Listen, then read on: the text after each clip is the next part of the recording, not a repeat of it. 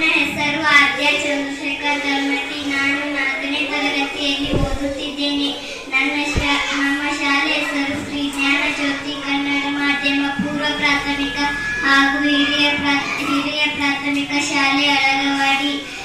ಇಂದಿನ ಕಲಿಕಾ ಚಟುವಟಿಕೆ ಕನ್ನಡದ ಜ್ಞಾನಪೀಠ ಪ್ರಶಸ್ತಿ ಹೆಸರು ಹೇಳುತ್ತಿದ್ದೇನೆ. ಕುವೆಂಪು